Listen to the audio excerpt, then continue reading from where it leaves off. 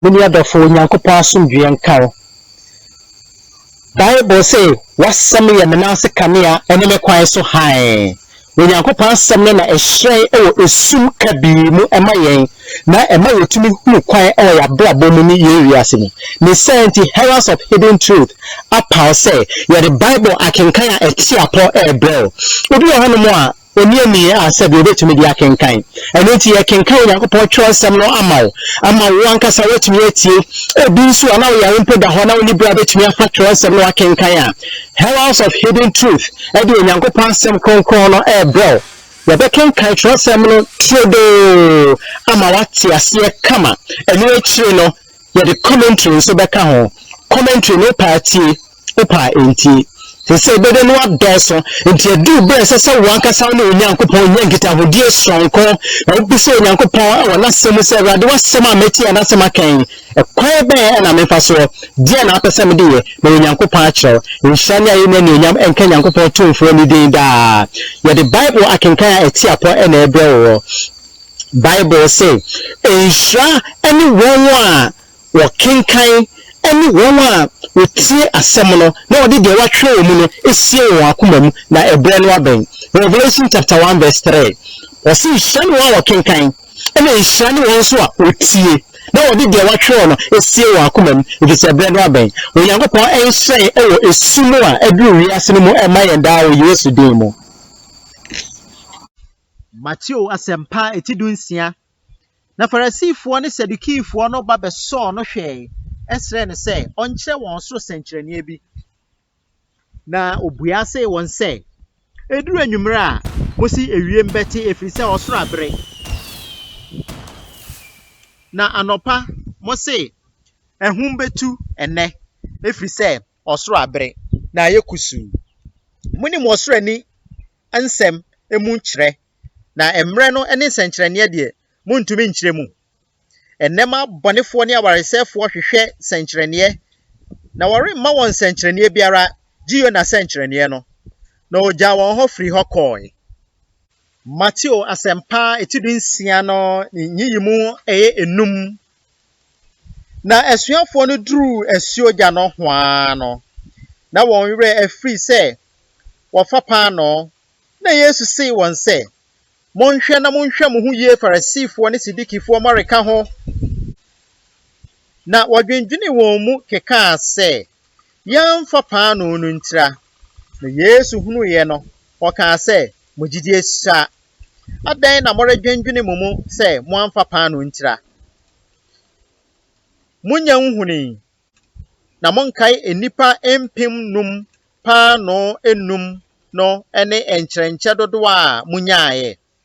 ana se enipa mpem nan pa no nso ne entekyerɛkyie dodo a munyaaye ɛdeɛn enti na munhunu se enya pa no ho asɛm ɛna Amerika mekyerɛ mo monhwɛ mo ho yie Farisifo ne Sadukifo mareka ho ɛna wohunu se wankasa wonhwɛ won ho yie pa no mareka ho na emom Farisifo ne Sadukifo no nkyerɛkyerɛ ho. Verse 13. Na Yesu duru Caesarea Philippi fam no obisa na suafo ne se enipa se onipa ba no ne hwan na wo se ebinom se Yohanes boni no na ebinom se Elia na ebinom nso se Yeremia ana adifo ne mu baako ɛna o se won se na mo de mo se me ne hwan na Simon Petro bua se woni Kristo no Onyankopɔn tiasefo no ba ɛna Yesu bua se ne se enhyira ne wo Yona ba Simon efiri se enya honam ne moja ɛna ayi akyerɛ wo na megya wo soro no. Verse 18. Na me nso me se wo se woni Petro na obotan nso na me de masafo besie na asamando apono remu emfa so. Verse 19. Na me de osoro ahenie nsafo abema wo na biribiara a wo bekyekere asase so no na wa kyekere no soro na biribiara a wo besane no asase so no na wasane no soro ɛna ɔhyɛ suafo no kete se won kan kyerɛ obiara se ɔno ne Kristo no. Verse 21. Ɔse efiri hɔ na Yesu Kristo fiti aseɛ kyerɛ n'asuafoɔ no sɛ ɛsɛ sɛ ɔkɔ Yerusalem na ɔkɔhunu amane pii mpanimfoɔ ne asɔfoɔ mpanin ne atwerɛfoɔ no nsɛm na wɔku no na ɛda ɛtɔ so mmiɛnsa no wanyane ɛna Petro de no kɔɔ nkyɛn na ofiti ase atwi n'anim sɛ ɛmpare wo yɛrema wo so da na ɔdane ne ho see Petro sɛ firi me so Satan woyɛ sintidua ma me ɛfiri sɛ wonnwene Nyankopɔn deɛ na mmom enipa deɛ ɛna wodwene. Verse 24. Ɛna Yesu sii n'asuafoɔ no sɛ sɛ obi pɛ sɛ odi m'akyiri a ma no ɛmpa ne ho akyi na ɔmfa n'asɛnnua na ɔmma n'asɛnnua so na onni m'akyi na obiara a ɔpɛ sɛ ɔgye ne kra no ɛbɛfiri ne nsa na obiara a minti ne kra bɛyera no ɛdeɛ ne nsa bɛka na sɛ onipa nya wiase nyinaa na ɔhwere ne kra a ɛmfasoɔ bɛn na obenya anaasɛ ɛdeɛn na onipa bɛma de asesa ne kra. Verse 27. Na onipa ba no de n'agya animuonyam ɛne n'abɔfoɔ ɛna ɛbɛba ɛno ɛna obetua onipa biara ka sɛdeɛ ne nneyɛe teɛ nokorɛ mese mo sɛ enipa binom gyina ha a wɔrenka owuo ɛnhwɛ kosi sɛ wɔbɛhunu onipa ba no sɛ ɔreba n'ahenni mu. Amen.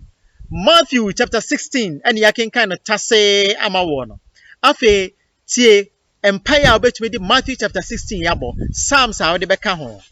na afei nso tie commentary kakra a ɛwɔ ho.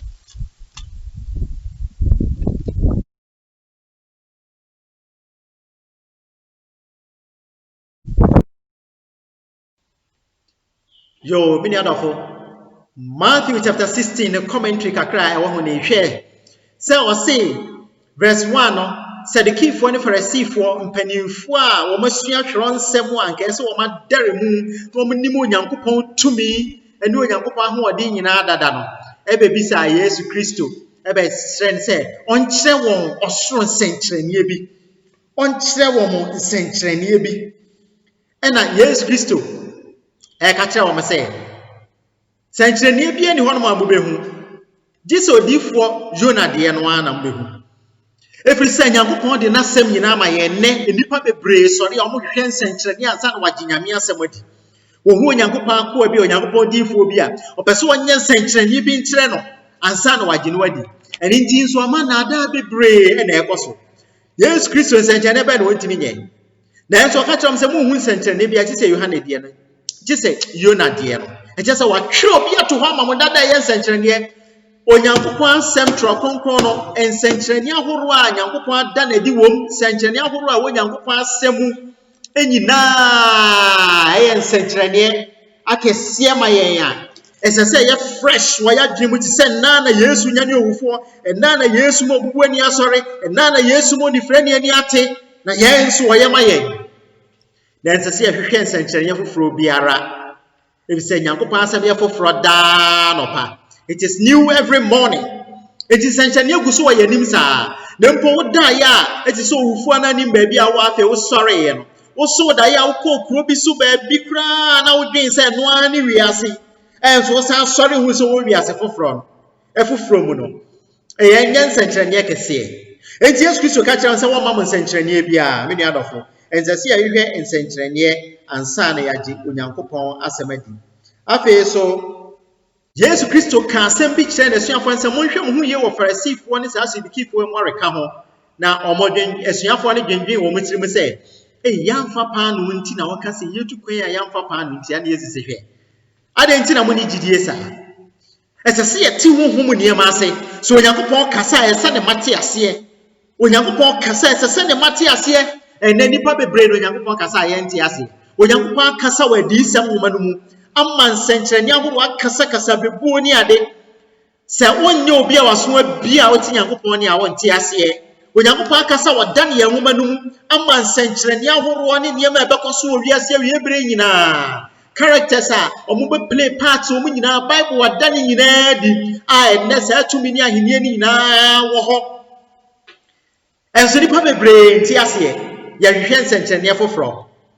sɛ Onyankopɔn kasa a ɛsɛ sɛ wote Nyankopɔn ene nyame ba bia ti Nyankopɔn ne nyame akasa wada ne ehuma no afa wie bre hu nyina hemfo obedi ade ne dwuma ebekoso akristofo nka bo mu opese wo ye esom a wo beka bo mu de asi ho opese odi ani mu na Nyankopɔn abonidi aka bibia wada ne ehuma no mu Nyankopɔn abonidi aka bibia wadi sem huma no mu ti se wo wati Nyankopɔn ne ene beti ase nhyanka radidi da menyame mi wasom ne nyame mi wani Jesus Kristo ka kire o se nya pa no ho asem na meka na mo nkae se da na pa no ni ho no enipa mpem num didi wie ye no sen na mo sesa aye edan so enipa mpem so didi wie ye de sen na mo sesa aye na sen kapa no amanfa nti na kameka ni sei na pa no de ho hia ni Nyankopɔn kom honhom asem abibia se Bible ne ka honhom asem a ne atwepa honam ne de toto honam Awurade hu yamobɔ honam fo nko a honam niam nko a yewre fi honhom eniema ne de ewiase nyansa ewiase nimdie ene ade ne de abese ye de kire Nyankopɔn asem bini adofo wenye gidi o Nyankopɔn hwehwe Bible say wiase nyansa ne wiase nimdie no eya nkwase asem ewo Nyankopɔn anim na ya mpan so ni nyansa mu donia no eyebu na mena adwen nyina yen ya adwene eye papapa na ti se ensu a asoko ewo ocean apokasie mu ye de tutu Nyankopɔn de ho a mini adofo enti Jesus Kristo kasa asese eti ase se ne mate ase Bible kasa ese Nyankopɔn ma eti ase Nyankopɔn ma timi kyerɛkyerɛ ase enshanka Awurade Nyankopɔn din da na Yesusu ekɔ honamu bebre afen so wohwa a niema edadi o Matthew chapter 16 mu e ba akon so ne se o say na ena o hye esuafo no kete se won kan kyerɛ obiara se ono ne Kristo no Yesu Kristo hye esuafo nso mo kan kyerɛ obiara bra o hu ye no mo da na bi no so confirm ma wo mo bra Peter kasa aye no afa Yesu hye won kete se mo kan kyerɛ obiara adentia Yesu mpese ebeda na di ana da bi ono adi kan kasa se mma me so a metwe nipa nyina aba me nkyɛn ono adi kan kasa de obebo me di woni pa nim no me so mekɔ ni di o megya wo so ni afa edi na Yesu pese wo kyerɛ Onyankopɔn kasa asesa wo tie ase sese Onyankopɔn mpese onam eniema bi ye attractive na ni mo onyam ni tumi a wo no ho so ana sensenkyerɛni a wo hu wo no ho bi so na eno na wo de bagye na di de mo mesesa wutumi gidi free wa kuma mu wa kasa sa woni Nyankopɔn be nante sa wo be som no sa wo be do no entire nyame ni na ho nkyerɛ yɛ rough because yehu na ni onyam kitikiti bi a e be twe ya ye de ani nanam saa na etie na nso nyame pese ye ye honhomfo ni ye de adwene ne honhom ene nante ni gidie ene nante e bi se osoro de omo de nante no ena osoro so no pese wo de ye kro se esua ho suban ehyanka de da ni adofo sua osoro suban ma honya den te se osoro ni ma osoro adwen nya wadwen osoro susuye nya wosusuye na yi wiase sam ni wiase akono ni wiase nkyerɛkyerɛ ni wiase nhyehyɛye eni ni pankekaye ni na afiri wade yemu na fo ani to Awurade so na nanti te se Jesus Christ enhyade ade onyam ka Nyankopɔn din Matthew chapter 16 emu nsɛm da so pii yankoso kenkan yankoso ntia kenkan no na yankoso anwenwe ho ne mo ho mpae afi mpae a betumi di Matthew chapter 16 abo ebinie yo mpae a betumi di Matthew chapter 16 abo binie bra pese ogidie ye den ebra wo hu se ehu ekitawo wo hia se onya kokodro di gina ma Nyankopɔn ebra pese wo soro bie wasum na osoro kasa wo te osoro kasa ase wo pese Nyankopɔn bue wani na hu ne mramu ensenkyerede ne awawade o Bible mu ensenkyerede wo mu papa nyame asem ni kura tumi ni han bi wo pese wutimi enya saade ya from Matthew chapter 16 bompaye ne be yama Bible no mu ba bia ye jani tumi ni ahode kese wo hu ne safo a eyi adwuma ma na se wonni mu a na wo badwen se ese ko pa bi foforo ensa twa no ho nkɔ ba bia bola so aduare bola so adidie funu hu nsio oba moja opemfo moja opemfo ntasio ne nyina ya mmornsamsam a enkosi hwe tumi nyina wo Nyankopɔn asɛm Bible so wo man ni din so wo man asɛm so asene ni din wo man asɛm so asene ni din na wo Nyankopɔn din ni sɛ de sitie wo Nyankopɔn din e ma homeka ma asomdwe ma ahoɔden matumi ma nkwa ma yaresa no wo man asɛm so asene na edi ebiom na asɛm ni ne kura tumi e na ɔde bo wiase ne nneɛma ɛwɔ mu nyinaa enema hwe nyina enye wiase nema ensu nema bi onko eni wiase ensu Nyankopon de nasem na boy it is asem ni kura tumi with the whole universe and after the besides beyond the universe also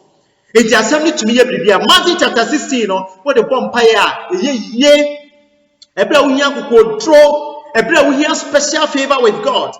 ebra wo pese wo gigia no ye den ebra pese osoro bie wasum no osoro kasa a wote obi kodi ahomoni ati sa abodam nam so pese na ni bue no ohunu ade pese na so ebue no oti asem afia najo nipa nyina da no nam no kasa kasa senko fa Matthew chapter 16 and what Psalm 27 eka ho and what the bomb paye anadu awia prenson son a nke yeye ma no enti wo so kwaye sa owia no oto aye yeduma na for the Matthew chapter 8 now the Psalm 28 over Psalm 27 no e de ka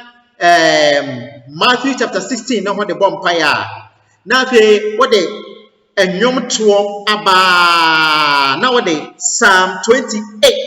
aka ho so Matthew 16 Psalm 27 songs of praise then Psalm 28 good now for the Deuteronomy chapter 31 verse 6 and so bompire uwia obeda oda obeso dae nia obehu no fa Deuteronomy chapter 31 verse 6 ebo bompire se wo ye saade we a e wo akomchi no mpai bo no mu a wo beso dae wo behunu bibi nia obehu no ba hompai o mpai bo no mu no from Deuteronomy chapter 31 verse 6 gina so na fa bompai wonsa be ka dia wo hwe ni nyina agogoduro no gidie no wani ebebue wasom ebebie no nsa be ka first time no wanya san ye biom wani ni waso na bia ni nyina mue prekope ba ko bebue